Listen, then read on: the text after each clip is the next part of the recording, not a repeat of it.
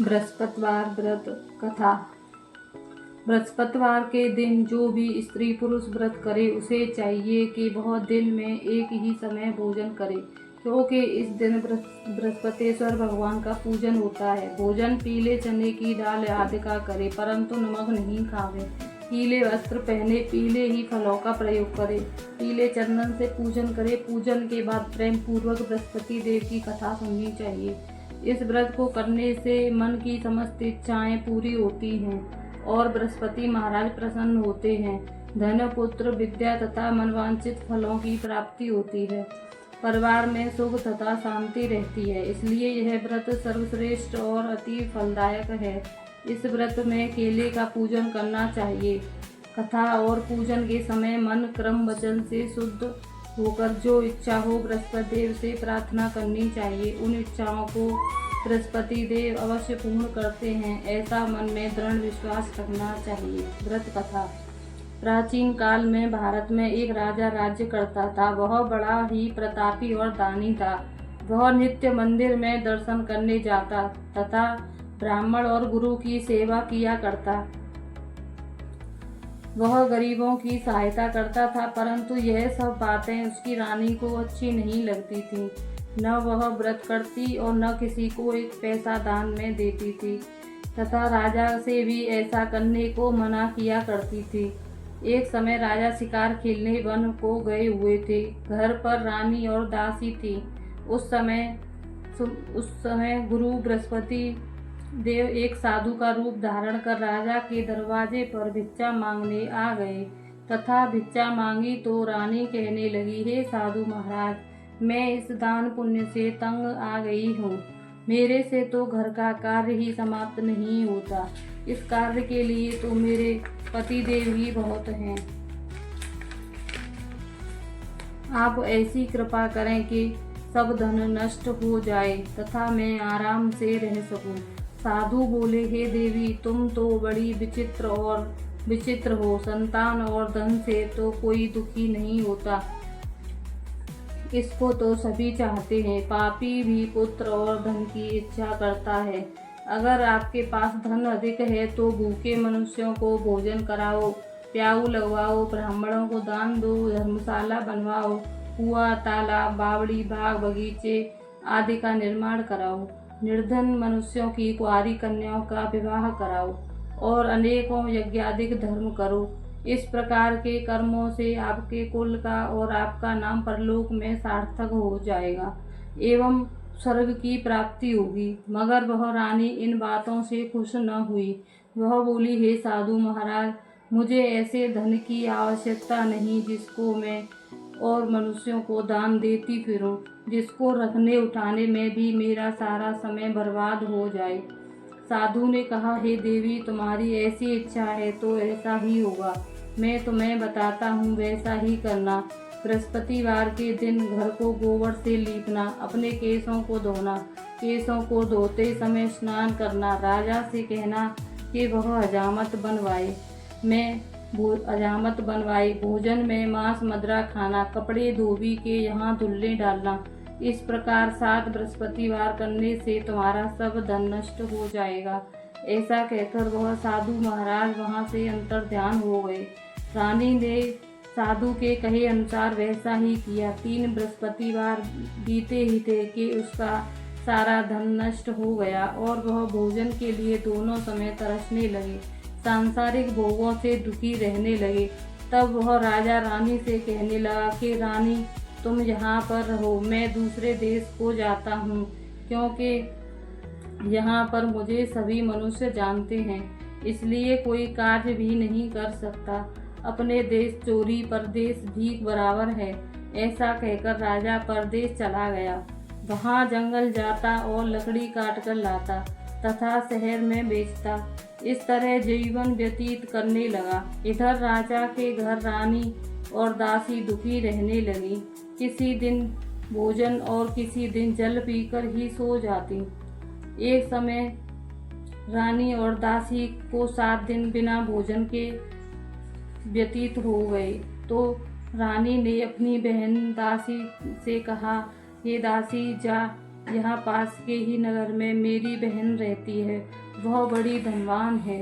तू उसके पास जा और वहाँ से 5 सेर बेजर मांग ला, जिससे कुछ समय के लिए गुजर हो जाएगी। इस प्रकार रानी की आज्ञा मानकर दासी उसकी बहन के पास गई। रानी की बहन उस समय पूजन कर रही थी, क्योंकि उस दिन बृहस्पतिवार था। जब दासी ने रानी की बहन को देखा और उनसे बोली, हे रानी, मुझे तुम्हारी बहन ने भेजा है, मेरे लिए 5 सेर बेजर दे दो। इस प्रकार दासी ने अनेक बार कहा, परंतु रानी की बहन ने कुछ उत्तर ना दिया, क्योंकि वह उस समय बृहस्पतिवार की कथा पढ़ रही थी। इस प्रकार जब दासी को किसी प्रकार का उत्तर नहीं मिला तो वह बहुत दुखी हुई एवं क्रोध भी आया, और परंतु वह बिना कुछ कहे लौटकर अपनी रानी के पास बहुत क्रोध भी आया, परंतु वह बिना कुछ कहे लौटकर अपनी रानी के पास आकर बोली, हे रानी, तुम्हारी बहन तो बहुत ही घमंडी है, वह छोटे लोगों से बात तक नहीं करती, इसलिए उसने मेरी बात का कोई उत्तर नहीं दिया। मैं वापस चली आई। रानी बोली, हे दासी, उसमें उसका कोई दोष नहीं। जब बुरे दिन आते हैं तो तब कोई सहारा नहीं देता, अच्छे बुरे का पता आपत्ति काल में ही लगता है। अब जो ईश्वर की इच्छा होगी वही होगा, यह सब हमारे भाग्य का दोष है। इधर उस रानी ने देखा कि मेरी बहन की दासी आई थी, परंतु मैं उनसे कुछ नहीं बोली, इससे वह बहुत दुखी हुई होगी। यह सोच कथा को सुन और विष्णु भगवान का पूजन समाप्त कर वह रानी बहन के घर गई और अपनी बहन से कहने लगी, हे बहन, मैं बृहस्पतिवार का व्रत कर रही थी, तुम्हारी दासी गई, परंतु तब कथा होती है तब तक न उठते हैं और न बोलते हैं, इसलिए मैं कुछ न बोली। कहो दासी क्यों गई थी? रानी बोली, बहन, हमारे अनाज नहीं था, वैसे तुमसे कोई बात छिपी नहीं है, इस कारण मैंने दासी को तुम्हारे पास 5 सेर बेजर लेने के लिए भेजा था। रानी बोली, बहन, बृहस्पति भगवान सभी मनोकामनाएं पूर्ण करते हैं, देखो शायद तुम्हारे घर में ही अनाज रखा हो। इस प्रकार का वचन जब रानी ने सुना तो घर के अंदर गई और वहां उसे एक घड़ा बेजर का भरा मिल गया। तब वह रानी और दासी बहुत खुशी हुई और दासी कहने लगी, हे रानी, देखो, वैसे हमको जब नहीं मिलता तो हम रोज व्रत ही किया करते थे, अगर इनसे बृहस्पतिवार व्रत की विधि और कथा पूछ ली जाए तो उसे हम भी किया करेंगे। तब रानी ने अपनी बहन से पूछा कि हे बहन, बृहस्पतिवार के दिन व्रत की कथा कैसे है तथा यह व्रत कैसे करना चाहिए।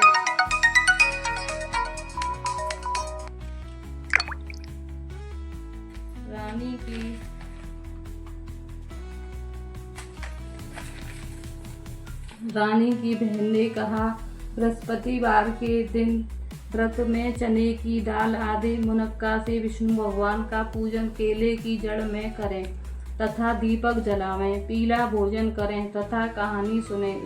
इससे बृहस्पति भगवान प्रसन्न होकर अन्न, पुत्र व धन देते हैं। इस प्रकार रानी और दासी दोनों ने निश्चय किया कि बृहस्पति भगवान का पूजन जरूर करेंगे। 7 दिन बाद जब बृहस्पतिवार आया तो उन्होंने व्रत रखा, गुड़साल में जाकर चना गुड़ बीन लाई तथा उसकी दाल से केले की जड़ का तथा विष्णु भगवान का पूजन किया। अब भोजन पीला कहाँ से आए? बेचारी बड़ी दुखी हुई, और परंतु उन्होंने व्रत किया था, इस कारण गुरु भगवान प्रसन्न थे। 2 थालों में सुंदर पीला भोजन लेकर आए और दासी को देकर बोले, हे दासी, तुम्हारे और रानी के लिए भोजन है, तुम दोनों कर लेना। रानी भोजन पाकर बड़ी प्रसन्न हुई और रानी से बोली, चलो रानी जी, भोजन कर लें।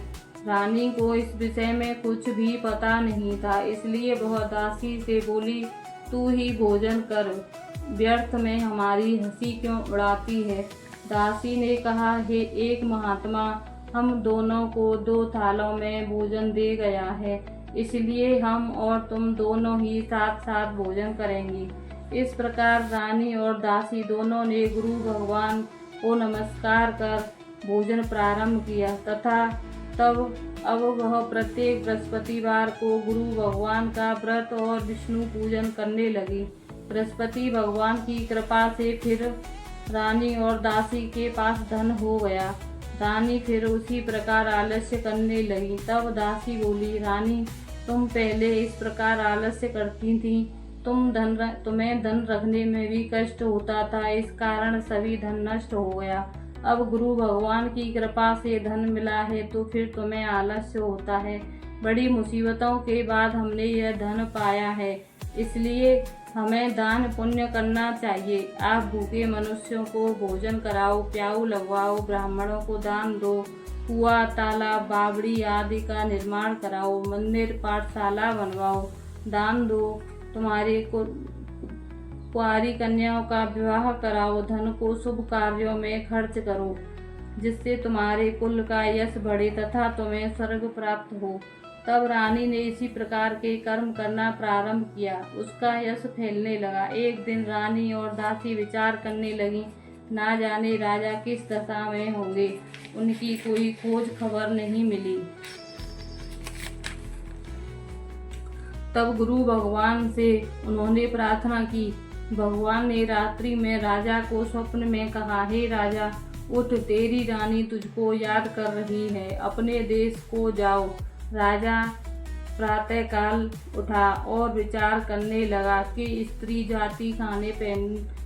की जाति खाने और पहनने की साथी होती है, परंतु भगवान की आज्ञा मानकर वह अपने नगर के लिए चलने को तैयार हुआ।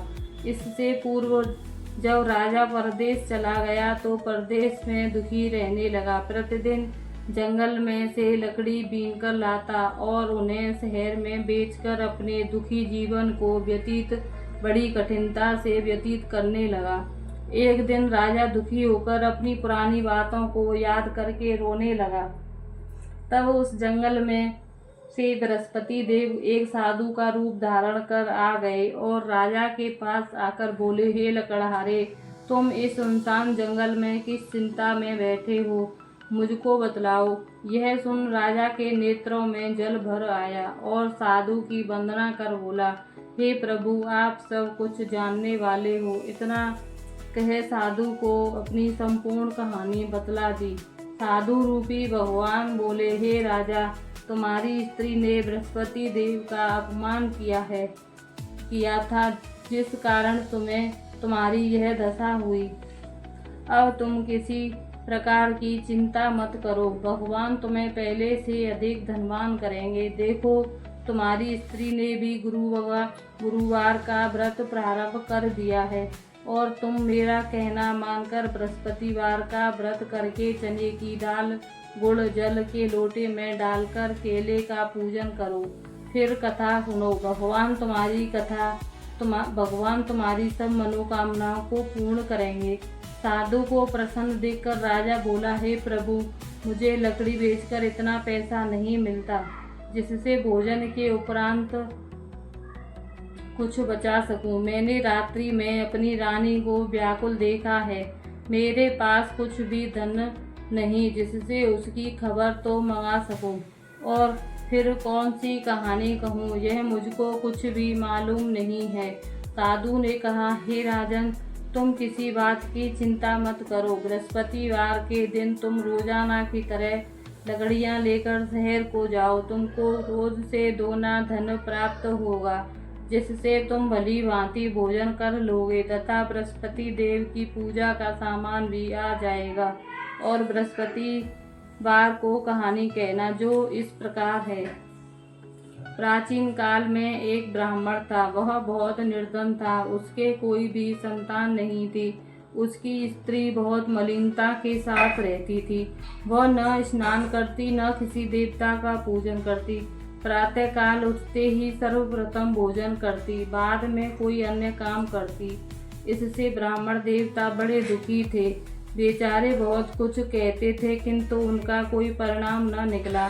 भगवान की कृपा से ब्राह्मण की स्त्री के कन्या रूपी रत्न पैदा हुआ और वह कन्या अपने पिता के घर में बड़ी होने लगी। वह बालिका प्रातः स्नान करके विष्णु भगवान का पूजन जप करने लगी।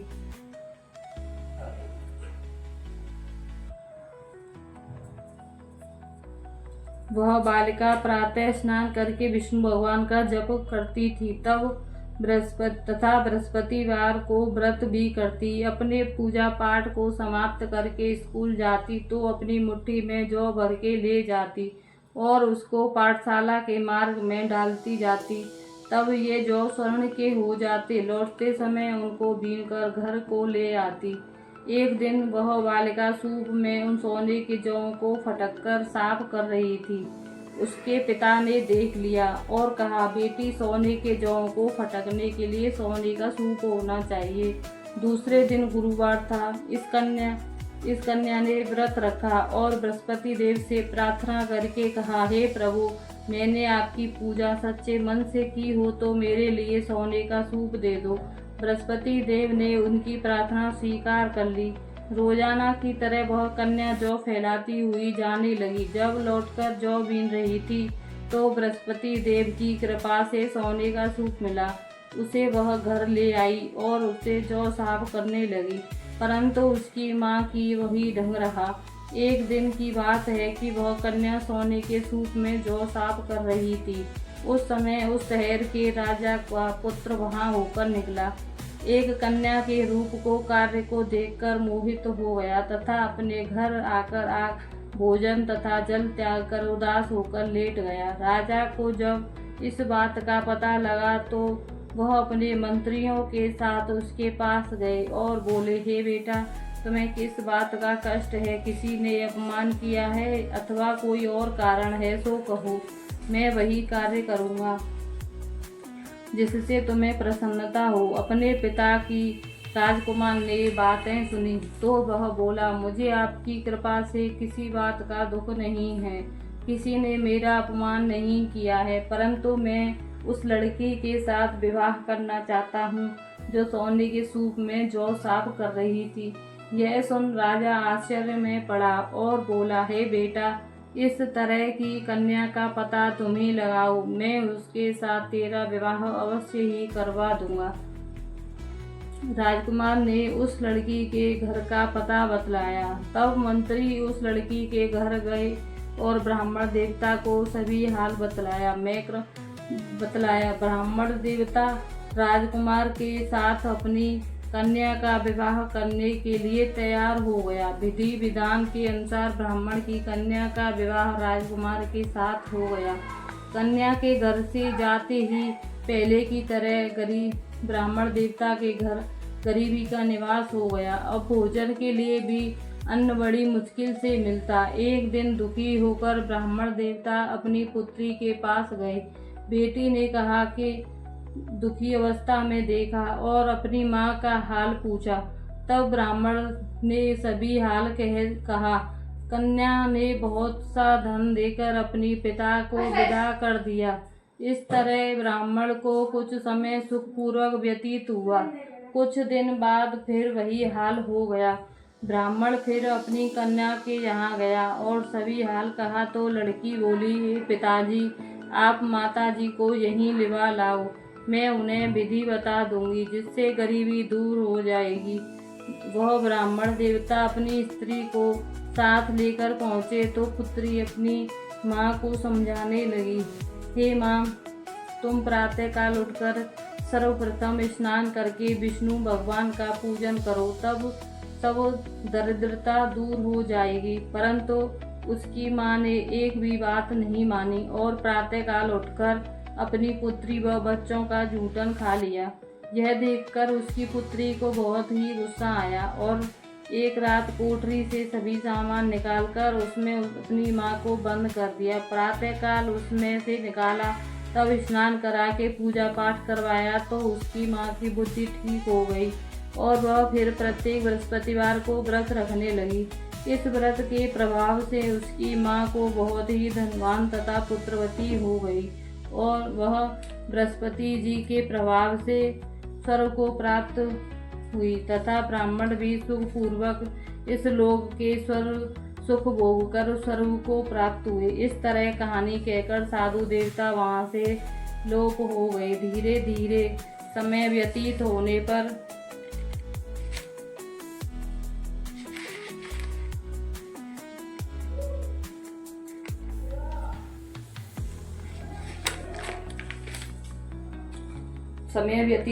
पर फिर वही बृहस्पतिवार का दिन आया। राजा जंगल से लकड़ी काटकर किसी शहर में बेचने गया। उसे उस दिन से अधिक पैसा मिला। राजा ने चना गुड़ आदि लाकर बृहस्पतिवार की कहानी कही।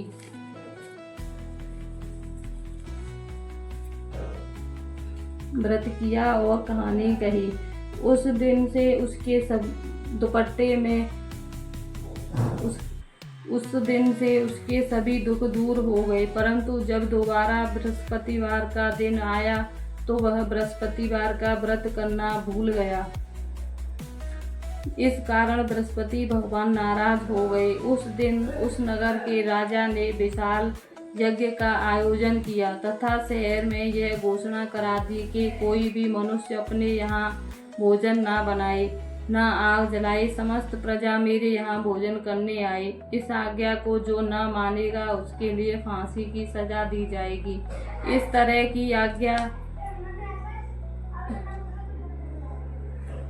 तरह की आज्ञा घोषणा संपूर्ण नगर में करवा दी गई। राजा की आज्ञा अनुसार शहर के सभी लोग भोजन करने गए, लेकिन लकड़हारा कुछ देर से पहुंचा, इसलिए राजा उसको अपनी साथ घर लिवा लाए।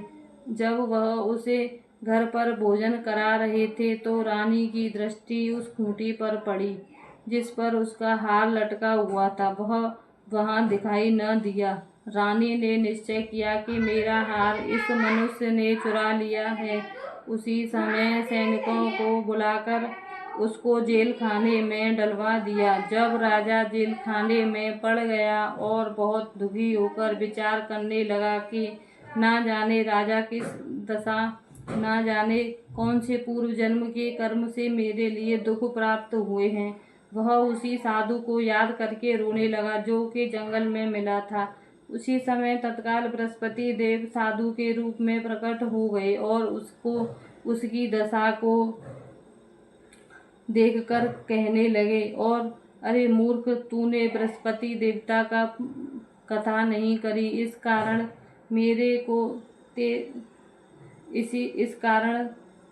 तेरे को दुख प्राप्त हुआ।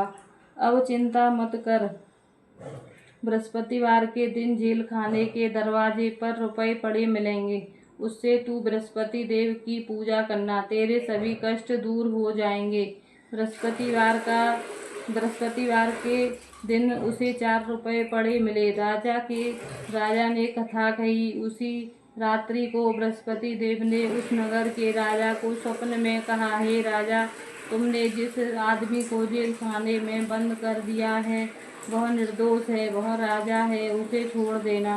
रानी का हार उसकी खूंटी पर लटका हुआ है। अगर तू ऐसा नहीं करेगा तो मैं तेरे राज्य को नष्ट कर दूंगा।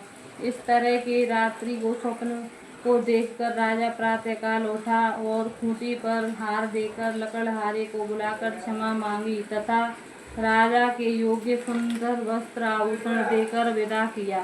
साधु के आज्ञा अनुसार राजा अपने नगर को चल दिया।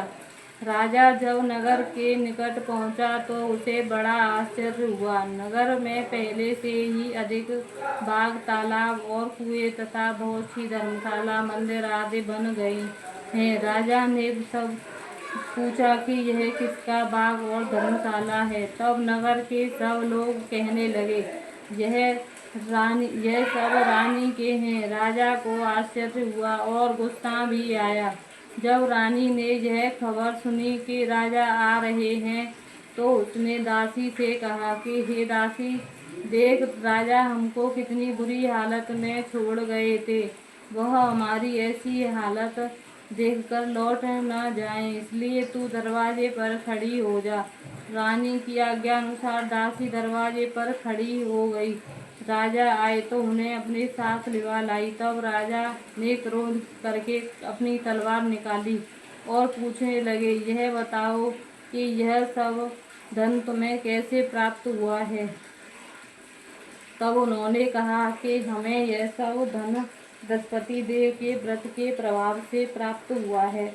रानी ने निश्चय किया कि 7 दिन बाद तो सभी बृहस्पति देव का पूजन करते हैं मैं, परंतु दिन में रोजाना 3 बार कहानी कहा करूँगा तथा व्रत भी किया करूँगा। अब हर समय राजा के दुपट्टे में चने की दाल बंधी रहती थी तथा वह दिन में 3 बार कहानी कहता। एक दिन राजा ने विचार किया कि चलो अपनी बहन के यहाँ हो आएं। इस तरह निश्चय कर राजा घोड़े पर सवार होकर अपनी बहन के यहाँ हो निकला। मार्ग में उसने देखा कि कुछ आदमी एक मुर्दे को लिए जा रहे हैं। उन्हें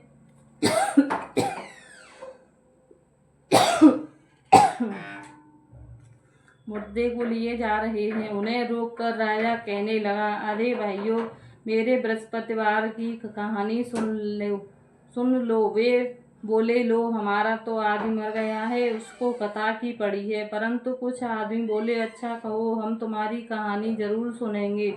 राजा ने दाल निकाली और कथा कहने लगा।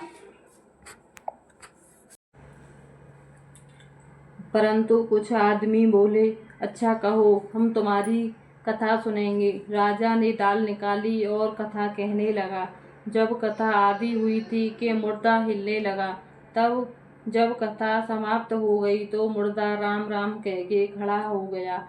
आगे मार्ग में उसे एक किसान खेत में हल चलाते मिला। राजा ने उसे देखा और उससे बोला, अरे भैया, तुम मेरे बृहस्पतिवार की कथा सुन लो। किसान बोला, जब तक मैं तेरी कथा सुनूंगा जब तक 4 अरैया जोत लूंगा। जा अपनी कथा किसी और को सुनाना। इस तरह राजा आगे चलने लगा। राजा के हटते ही बैल पछाड़ खाकर गिर गए तथा उस किसान के पेट में बहुत जोर से दर्द होने लगा। उस समय उसकी माँ रोटी लेकर आई। उसने जब देखा तो अपने पुत्र से सब हाल पूछा। तब बेटे ने सभी हाल कह दिया तो बुढ़िया दौड़ी दौड़ी उस घुड़सवार राजा के पास गई और उससे बोली, मैं तेरी कथा सुनूंगी, तू अपनी कथा मेरे खेत पर ही चलकर कहना। राजा ने बुढ़िया के खेत पर जाकर कथा कही, जिसके सुनते ही वह बैल खड़े हो गए तथा किसान के पेट का दर्द बंद हो गया। राजा अपनी बहन के घर पहुंच गया। बहन ने भाई की खूब मेहमानी की। दूसरे दिन प्रातःकाल जागा तो देखा कि सब लोग भोजन कर रहे हैं। राजा ने अपनी बहन से कहा कि कोई ऐसा मनुष्य है जिसने भोजन ना किया हो, वह बृहस्पतिवार की कहानी सुन ले। बहन बोली, हे भैया, यहाँ का देश ऐसा ही है। पहले लोग भोजन करते हैं, बाद में अन्य काम करते हैं। अगर कोई पड़ोस में हो तो देख आऊं। वह ऐसा कहकर चली गई, परंतु उसे कोई व्यक्ति ना मिला जिसने भोजन न किया हो। अतः एक समय कुम्हार के घर गई, जिसका लड़का बीमार था। उसे मालूम हुआ कि उसके यहाँ 3 दिन से किसी ने भोजन नहीं किया है।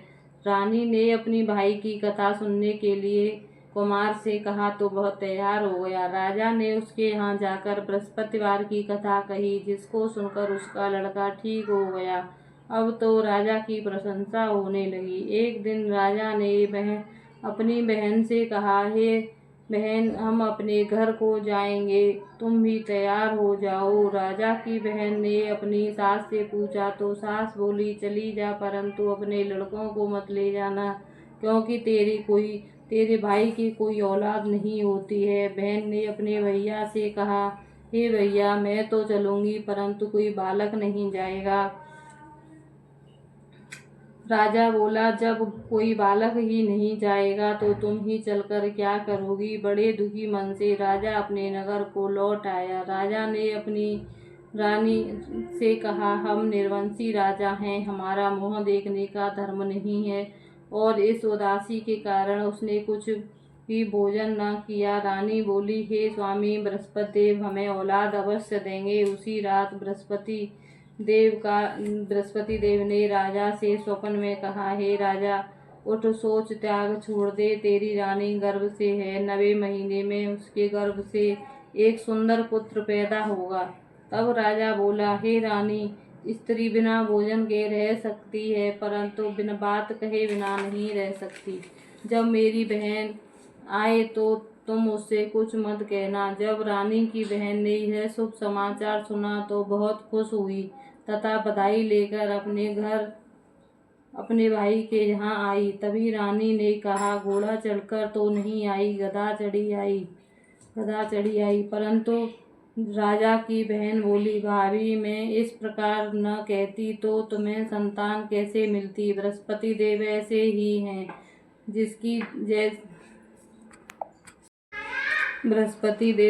ही हैं जैसे जिसके मन में कामनाएं हैं वैसी सभी को पूर्ण करते हैं। जो सद्भावना पूर्वक कथा पढ़ता है एवं सुनता है और दूसरों को सुनाता है, बृहस्पति देव उसकी सभी मनोकामना पूर्ण करते हैं तथा उसकी सदैव रक्षा करते हैं। संसार में जो मनुष्य सद्भावना से गुरु भगवान का पूजन करते हैं, व्रत सच्चे हृदय से करते हैं और उनकी सभी मनोकामनाएं पूर्ण होती हैं। जैसे सच्ची भावना से रानी और राजा ने उनकी कथा का गुणगान किया और उनकी भाई सभी इच्छाएं बृहस्पति देव जी ने पूर्ण की, इसलिए सबको कथा सुनने के बाद प्रसाद लेकर जाना चाहिए। हृदय से उनका मनन करते हुए जयकारा बोलना चाहिए। बोलो बृहस्पति देव की।